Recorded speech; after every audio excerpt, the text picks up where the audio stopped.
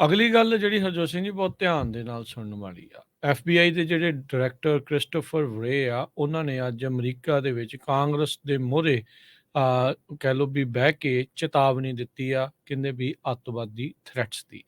ਕਹਿੰਦੇ ਹਮਾਸ ਨੇ ਜਿੱਦਾਂ ਹਮਲਾ ਕੀਤਾ ਇਜ਼ਰਾਈਲ ਦੇ ਉੱਤੇ, ਉਸ ਤਰਜ਼ ਦੇ ਉੱਤੇ ਉੱਦਾਂ ਦੇ ਲੋਕ ਅਮਰੀਕਾ ਦੇ ਵਿੱਚ ਇੰਟਰਨਲੀ ਤੇ ਬਾਹਰੋਂ ਵੀ ਹਮਲਾ ਜਿਹੜਾ ਆ ਉਹ ਕਰ ਸਕਦੇ ਆ।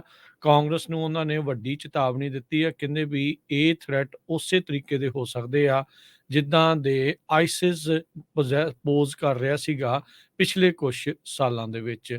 ਬਹੁਤ ਸਾਰੀਆਂ ਲਾ ਇਨਫੋਰਸਮੈਂਟ ਦੀਆਂ ਅਸੈਸਮੈਂਟਸ ਜਿਹੜੀਆਂ ਆ ਉਹ ਸਾਹਮਣੇ ਆਈਆਂ ਆ। ਕਹਿੰਦੇ ਵੀ ਹਮਾਸ ਵਾਂਗੂ ਕੁਛ ਇੱਥੇ ਵੀ ਬੈਠੀਆਂ ਜਾਂ ਬਾਹਰੋਂ ਬੈਠੀਆਂ ਕੋਈ ਵੀ ਜਥੇਬੰਦੀਆਂ ਜਾਂ ਇੱਦਾਂ ਦੇ ਗਰੁੱਪ ਆ, ਉਹ ਹਮਲਾ ਕਰ ਸਕਦੇ ਆ। ਸੋ ਇਸ ਲਈ ਮੈਂ ਕਹਿ ਰਿਹਾ ਵੀ ਬਹੁਤ ਜ਼ਿਆਦਾ ਧਿਆਨ ਦੇਣ ਦੀ ਜ਼ਰੂਰਤ ਆ।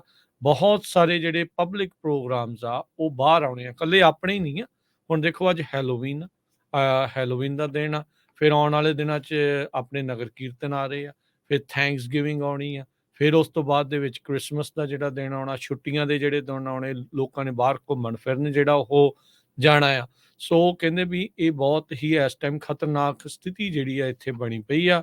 ਟੈਰਰਿਜ਼ਮ ਥ੍ਰੈਟ ਕਹਿੰਦੇ ਵੀ ਪੂਰੇ 2023 ਦੇ ਵਿੱਚ ਐਲੀਵੇਟਡ ਰਿਹਾ ਆ, ਵੀ ਅੱਤਵਾਦ ਦਾ ਇਹ ਜਿਹੜਾ ਦੌਰ ਆ ਉੱਥੇ ਆ ਸਕਦਾ, ਉਹ ਖਤਰਾ ਜਿਹੜਾ ਆ ਰਹੇਗਾ। ਸੋ ਕਹਿੰਦੇ ਵੀ 7 ਅਕਤੂਬਰ ਨੂੰ ਜੋ ਹਮਲਾ ਹਮਾਸ ਦੇ ਦੁਆਰਾ ਕੀਤਾ ਗਿਆ ਸੀ, ਉਸ ਤੋਂ ਬਾਅਦ ਦੇ ਵਿੱਚ ਜੋ ਇਜ਼ਰਾਈਲ ਕਰ ਰਿਹਾ ਆ, ਉਹ ਤਾਂ ਡੈਫੀਨੇਟਲੀ ਉਸ ਦੇ ਉੱਤੇ ਚਰਚਾ ਵਿਵਾਦ ਸਭ ਕੁਝ ਜਿਹੜਾ ਉਹ ਛਿੜਿਆ ਹੋਇਆ ਆ।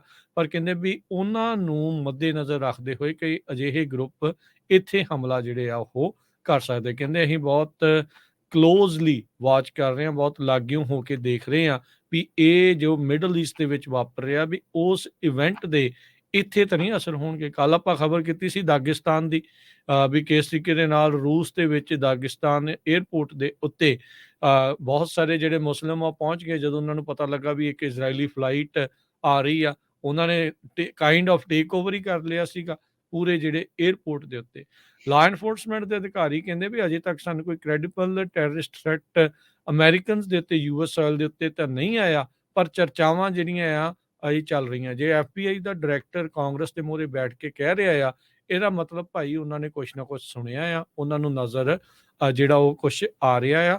ਸੋ ਆਪਾਂ ਨੂੰ ਬਹੁਤ ਹੀ ਜ਼ਿਆਦਾ ਅਲਰਟ ਹਰ ਇੱਕ ਪਾਸੇ ਜਿਹੜਾ ਉਹ ਰਹਿਣ ਦੀ ਜਿਹੜੀ ਉਹ ਜ਼ਰੂਰਤ ਹੈਗੀ ਆ।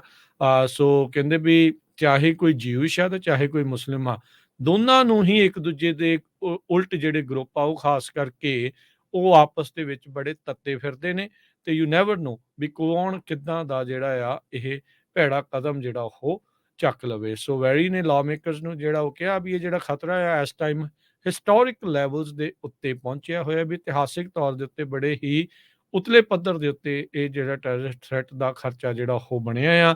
ਕਹਿੰਦੇ ਵੀ ਇਹ ਜਿਹੜੇ ਟਾਰਗੇਟਸ ਹੁੰਦੇ ਆ ਯੂਜਲੀ ਇਹ 60% ਰਿਲੀਜੀਅਸ ਬੇਸਡ ਹੇਟ ਕ੍ਰਾਈਮਸ ਦੇ ਵਿੱਚੋਂ ਨਿਕਲਦੇ ਆ। ਸੋ ਇਹ ਬੜਾ ਖਤਰੇ ਵਾਲੀ ਗੱਲ ਆ। FBI ਨੇ ਰੀਸੈਂਟਲੀ, ਯਾਦ ਹੋਣਾ ਹਰਜੋਤ ਸਿੰਘ ਜੀ, ਇੱਕ ਰਿਪੋਰਟ ਪਿਛਲੇ 2 ਸਾਲਾਂ 'ਚ ਲਗਾਤਾਰ ਪੇਸ਼ ਕੀਤੀ ਆ ਵੀ ਜਿਊਜ਼ ਤੋਂ ਬਾਅਦ ਦੇ ਵਿੱਚ ਸਿੱਖ ਅਜਿਹੇ ਧਾਰਮਿਕ ਗਰੁੱਪ ਆ ਜਿਨ੍ਹਾਂ ਦੇ ਉੱਤੇ ਬਹੁਤ ਜ਼ਿਆਦਾ ਨਸਲੀ ਹਮਲੇ ਹੋਏ ਆ। ਰੀਸੈਂਟਲੀ ਆਪਾਂ ਨਿਊਯਾਰਕ ਦੇ 2 ਹਮਲੇ ਆਪਣੇ ਸਾਹਮਣੇ ਜਿਹੜੇ ਹੁਣ ਨਜ਼ਰ ਆਏ ਆ। US ਦੇ ਵਿੱਚ ਜਿਊਜ਼ ਦੀ ਪਾਪੂਲੇਸ਼ਨ 2.4% ਆ, ਪਰ ਸਭ ਤੋਂ ਵੱਧ ਹੇਟ ਕ੍ਰਾਈਮ ਦਾ ਸਾਹਮਣਾ ਉਹਨਾਂ ਨੂੰ 60% ਉੱਥੇ ਕਰਨਾ ਪੈਂਦਾ ਆ। ਇਦਾਂ ਦਾ ਹੀ ਜਿਹੜਾ ਆਪਾਂ ਦੇਖਿਆ ਜਦੋਂ ਇਜ਼ਰਾਈਲ ਹਮਾਸ ਦਾ ਰੌਲਾ ਪਿਆ ਸੀ, ਸ਼ਿਕਾਗੋ ਦੇ ਵਿੱਚ ਇੱਕ ਲੈਂਡਲੋਰਡ ਨੇ 5-6 ਸਾਲ ਦਾ ਇੱਕ ਮਾਸੂਮ ਬੱਚੇ ਨੂੰ, ਪੈਲਸਤੀਨ ਮੁੰਡੇ ਨੂੰ ਕਿੱਦਾਂ ਜਿਹੜਾ ਆ ਚਾਕੂ ਮਾਰ ਕੇ ਜਿਹੜਾ ਉਹ ਮਾਰ ਦਿੱਤਾ ਸੀਗਾ।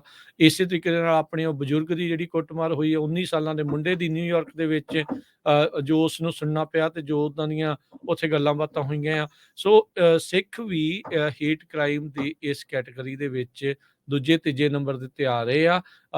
ਟੌਪ 5 ਦੇ ਵਿੱਚ ਰਿਲੀਜੀਅਸ ਗਰੁੱਪ ਸਿੱਖਸ ਦਾ ਹੈਗਾ ਆ ਜਿਨ੍ਹਾਂ ਦੇ ਉੱਤੇ ਹੇਟ ਕ੍ਰਾਈਮ ਹੋਣ ਦਾ ਖਤਰਾ ਤੇ ਹੇਟ ਕ੍ਰਾਈਮ ਜਿਹੜੇ ਉਹ ਵੱਧ ਹੋ ਰਹੇ ਆ।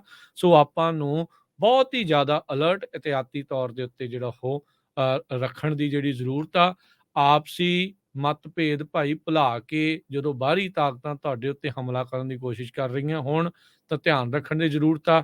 ਖਾਸ ਕਰਕੇ ਉਦੋਂ ਜਦੋਂ ਇੱਕ ਨਾਲ ਹਰਜੋਤ ਸਿੰਘ ਜੀ ਇਹ ਵੀ ਇੱਕ ਐਂਗਲ ਨਾਲ ਜੁੜਦਾ ਆ, ਸੋਚ ਕੇ ਚੱਲਣ ਦੀ ਜ਼ਰੂਰਤ ਆ ਵੀ ਜਦੋਂ ਭਾਰਤੀ ਸਟੇਟ ਸਿੱਖਾਂ ਨੂੰ ਬਦਨਾਮ ਕਰਨ ਦੀ ਕੋਸ਼ਿਸ਼ ਕਰ ਰਹੀ ਹੋਵੇ ਤਾਂ ਉਦੋਂ ਇੱਦਾਂ ਦੇ ਕੋਈ ਪੁੱਠੇ ਸਿੱਧੇ ਕਾਰੇ ਆ ਉਹ ਕਰਵਾਉਣ ਦੀ ਕੋਸ਼ਿਸ਼ ਵੀ ਕੀਤੀ ਜਾ ਸਕਦੀ ਆ। ਸੋ ਆਪਾਂ ਨੂੰ ਬਹੁਤ ਹੀ ਜ਼ਿਆਦਾ ਅਲਰਟ ਰਹਿਣ ਦੀ ਜ਼ਰੂਰਤ ਆ ਆਉਣ ਵਾਲੇ ਦਿਨਾਂ ਦੇ ਲਈ, ਜਿੰਨੀ ਦੇਰ ਤੱਕ ਦੁਨੀਆ ਭਰ ਦੇ ਵਿੱਚ ਮਾਹੌਲ ਜਿਹੜਾ ਉਹ ਠੰਡਾ ਨਹੀਂ ਹੋ ਜਾਂਦਾ।